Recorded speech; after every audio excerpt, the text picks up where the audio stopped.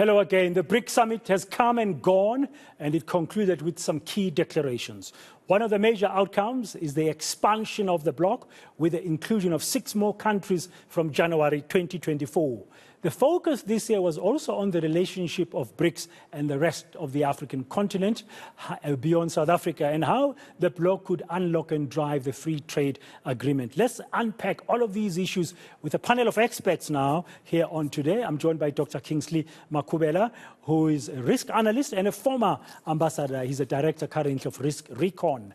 Elizabeth Sidiropoulos, Chief Executive at the South African Institute of International Affairs, and Dr. Thelela Ngcetane-Vika, Corporate Governance and Leadership Scholar at Wits University.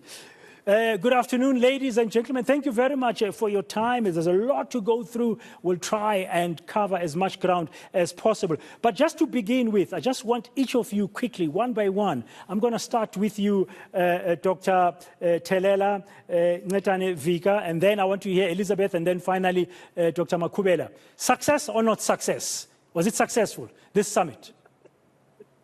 Well, it depends where you're coming from, but from a global south perspective, it was a success. Success is relative. Results will tell, but yes, we can safely say that. Elizabeth? Thank you.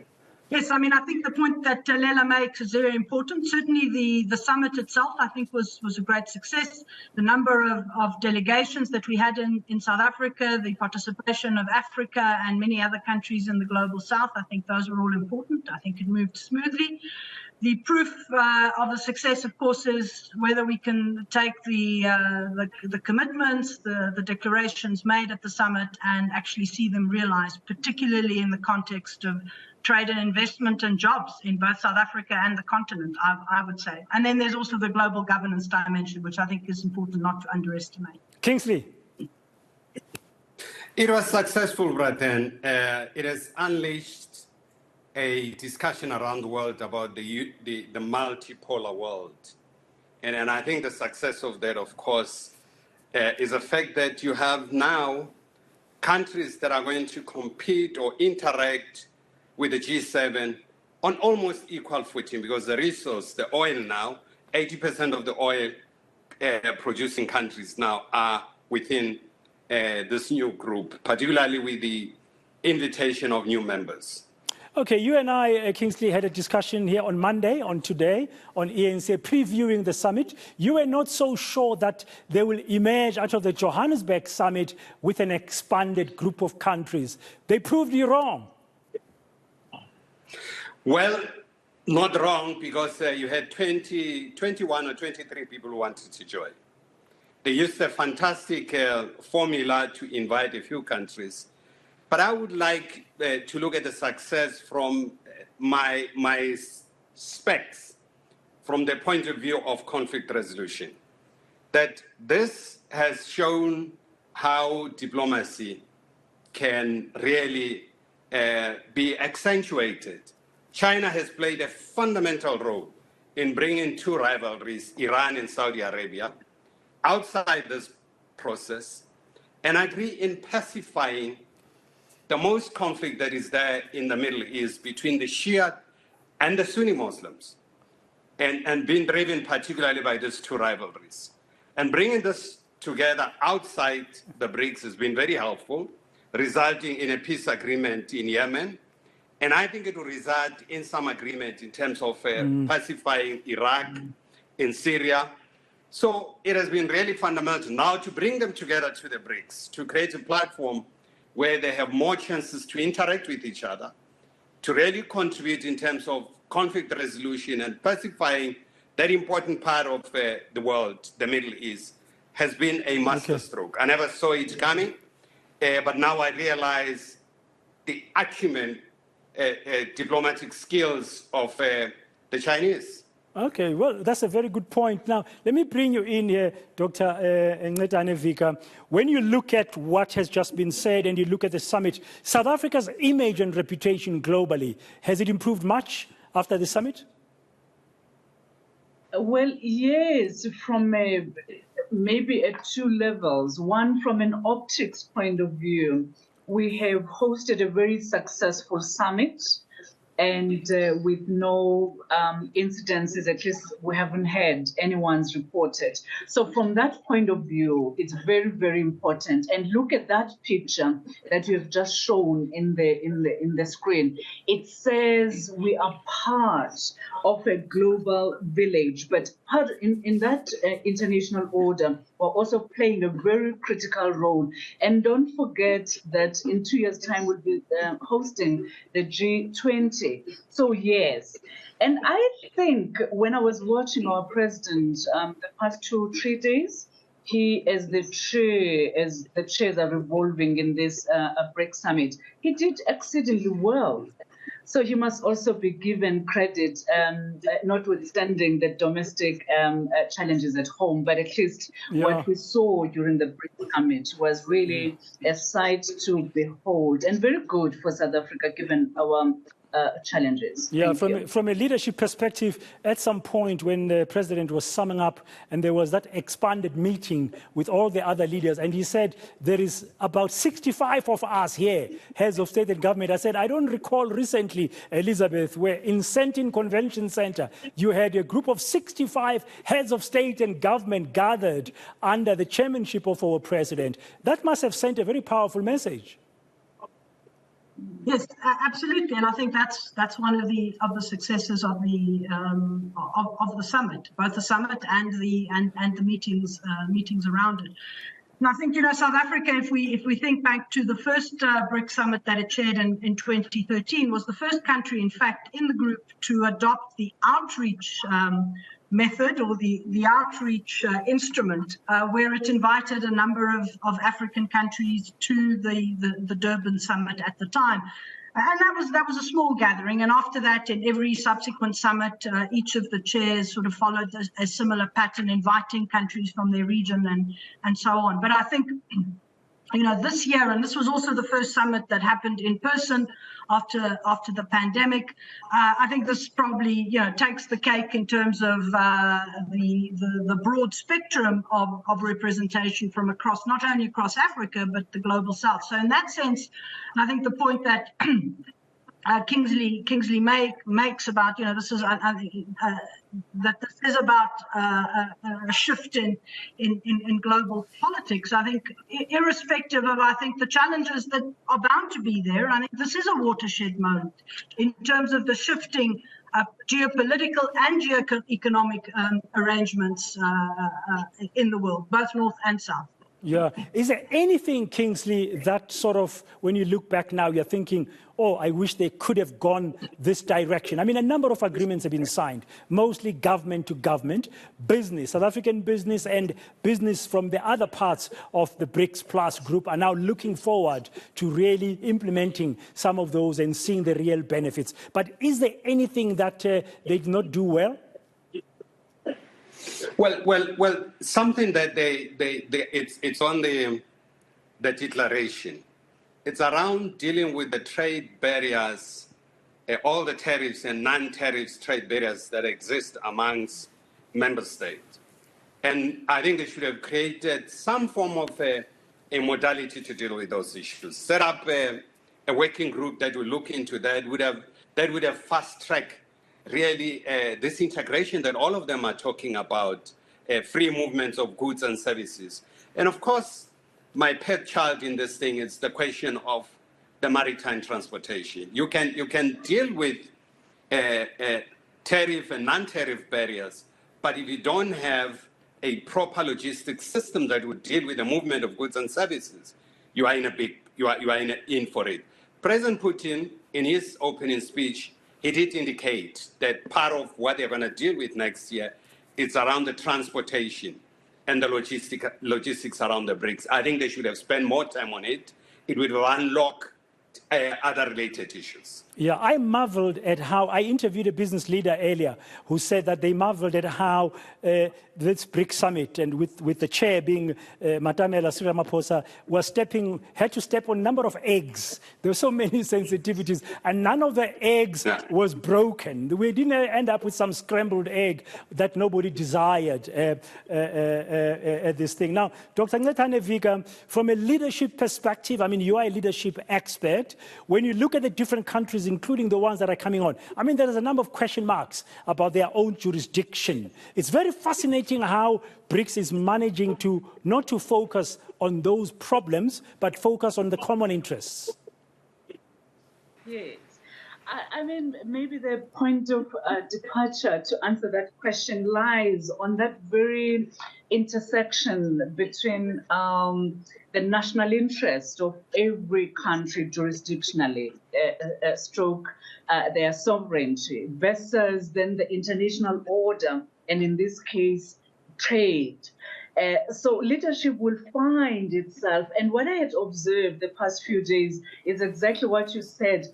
His ability, or at least the ability of all the leaders that are leading BRICS to navigate. Remember, within that bloc, there are also challenges. I mean, there's, and with the addition, the expansion, new challenges will emerge whilst we are celebrating the expansion, because expansion, in my view, is very important.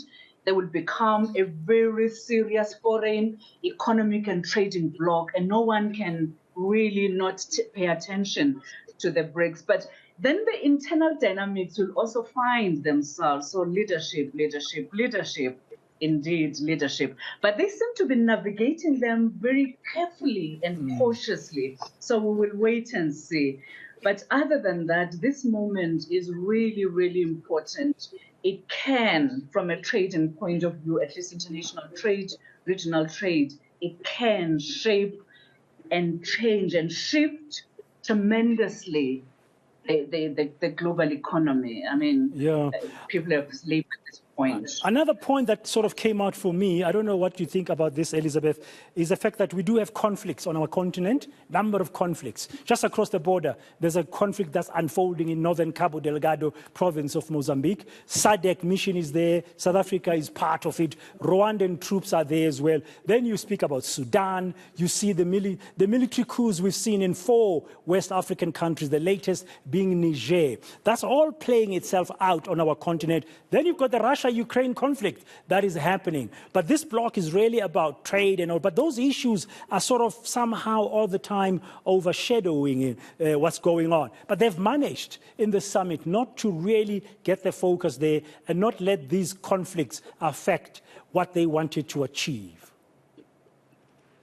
So one of the pillars of the BRICS is certainly to look at peace and security issues. And if one looks at the declaration, there is a section there that reflects on the conflicts in Sudan, in Niger, and in other parts of the continent.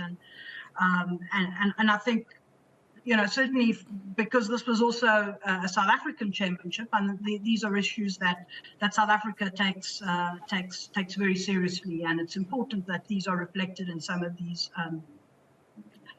leaders' declarations. I think the important, you know, the interesting point to make here is that apart from the expansion, if we look at the founding members, or the first 5, so to speak, you know, even there have been underlying tensions, and perhaps the most notable of those is the border tensions and disputes between India and China, and there's been an ability in the BRICS to continue to engage and to cooperate, notwithstanding the fact that there are areas of difference and there are areas of serious conflict. I mean, if we just think back, I think 2 or 3 years ago, to the tensions that happened up in the Himalayas between China and India, it is likely that going forward with the entry of the 6 new states, some of these tensions will be there. We've spoken about the very positive developments more recently between Saudi Arabia and Iran, you know, where China played an important role. But, you know, and I think the rapprochement between the two is really positive. But I think there is still a long way to go. So I think it will be interesting to follow what happens there and the extent to which that moves in or doesn't, and into the discussions. And the other one, of course, is Ethiopia and Egypt, and the long-standing you know, dispute over the Grand Renaissance Dam and the Nile waters and so on. But the BRICS has been able to date to navigate those so that even though we may have differences, we can still work together on other issues. Yeah, and Kingsley, I know you are a diplomat, but I don't want a diplomatic answer to this one. I really expected that a country like Nigeria would be part of the first phase of expansion, and maybe even Kenya. Why do you think it hasn't happened? Should we expect it in the next phases, or is it because Nigeria has got very close relations with the United States? Well, if you look at the African countries, the 6 African countries who wanted to join, Nigeria was not among them. So you find there are countries who pitched for joining, and I think Nigeria should have been part of this first group. From a very selfish African point of view, because Nigeria is a key role player within the continent. But I just want to add on what Elizabeth was saying with respect to the question of the pronouncement on conflict resolution. I mean, I saw a paragraph in the communique about 3 sentences that speaks about the conflict resolution in the Sudan. I think they should have gone to create an operative paragraph in the communique that really appeals to all members of the BRIC to use their good offices in fostering some form of conflict resolution and cessation of hostilities in that part of the world, knowing fully that countries like Russia and China, they have their own level of influence, Egypt included. So that would have been much better to create an operative paragraph, not to note and come up and say this conflict must be resolved without clear operative paragraph. I think that's what is missing in that. Yeah, and of course, Pradeep, I'm not a big fan of African solution for African problem, because the African state was created on the basis of weaknesses of the colonial state. And some of the states are still suffering from the legacy of colonialism. I mean, if you take this states in West Africa, and we are absorbing those who created problem from being part of the solution. They should get involved. They should pledge resources to sort out some of the problems they created. Even in Mozambique, there's a colonial legacy that relates to that. I mean, we can speak about all this, but really to absorb them and say this is the African solution for the African problem, the problem is not entirely ours. It involves other role players. Okay. I think that notion and that narrative should be disposed of. How do we ensure, or how do countries on the continent ensure that BRICS does not become another vehicle for a new form of colonization? Elizabeth? I mean, China is bigger economy, it's the second largest economy in the world, much more resources than us. And Kingsley was pointing earlier that now the BRICS Plus is going to have some a couple of oil producing powerful countries. How do we, with our weaknesses, with our weak states and our weak economies, avoid being dictated to in the future under the guise of development? So I think the first point I want to make is really just to echo what Kingsley said about the importance of making a very strong statement coming from the BRICS in terms of conflict resolution in some of these, and to also recognize that some global South players are on the continent, are taking sides, and in some instances are complicating conflict resolution. And some of these players, were in Ngcetane this week. And I think as Africans, we also need to be, I think, not go into any of these groupings or into any of these debates sort of starry-eyed and thinking these create, this is the new panacea, this is the new silver bullet. And more precisely to your point, I think, and this has been the big challenge that Africa faces in terms of its engagement with all the major external powers, whether we're talking about the European Union, the US, whether we're talking about these big occasions where all the African countries come together at a summit with one country, whether it is from the global north or the global south. The critical thing here is to be very clear about what we want to get out of it.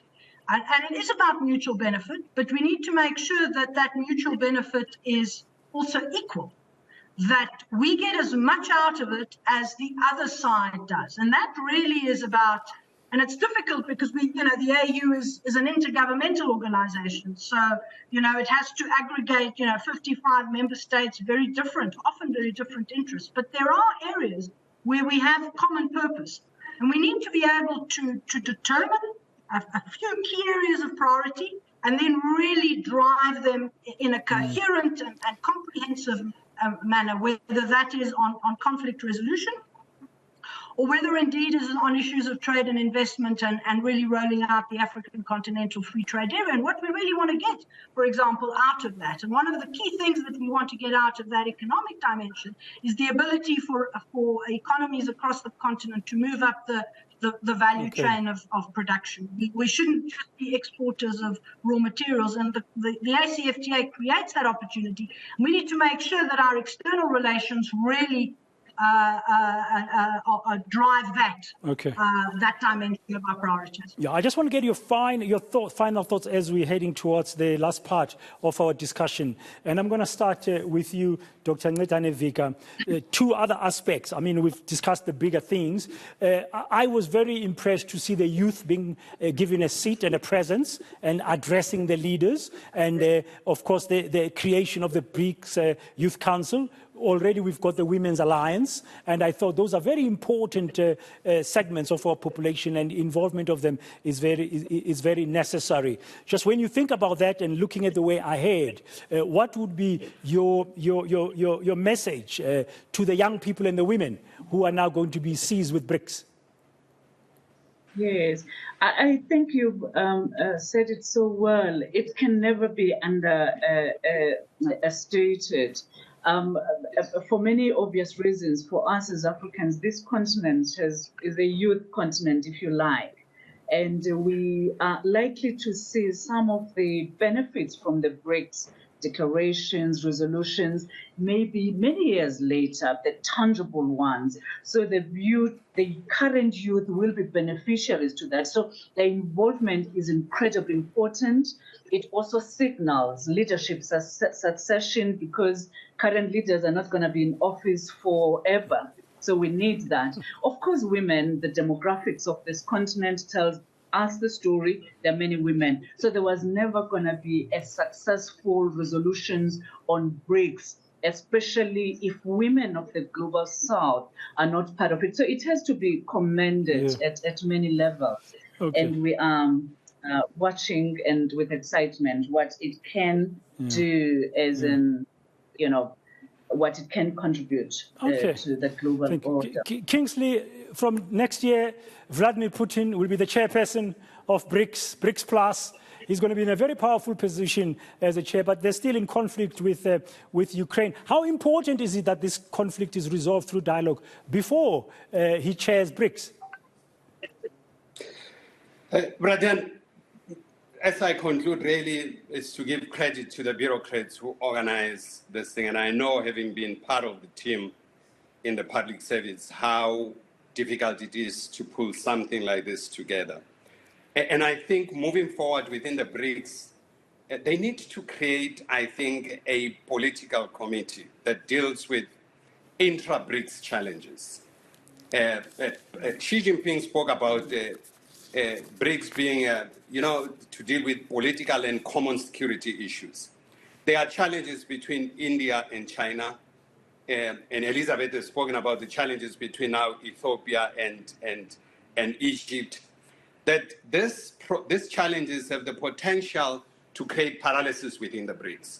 So they must create that political committee to manage this kind of issues and have a robust discussion on how they deal with those issues and how they assist and support each other to navigate some of the challenges. We don't have much time, Kingsley. We don't have much time left. You're not answering my question. How critical is it for the Ukraine-Russia conflict to be resolved before Vladimir Putin becomes chairperson of BRICS? In your view, is it critical at all? It may not be resolved. It may not be resolved before then, because that's a very complicated conflict, and it does not depend on BRICS member states. It depends on all other stakeholders, including particularly the West, that are sending sophisticated weapons into the Ukraine. So it will require some level of cooperation and coordination with them. if they were to accept some form of cessation of hostilities. Okay, final word to you, Elizabeth, in less than a minute. For you, implementation, you said, is key. In the next few months, what should happen?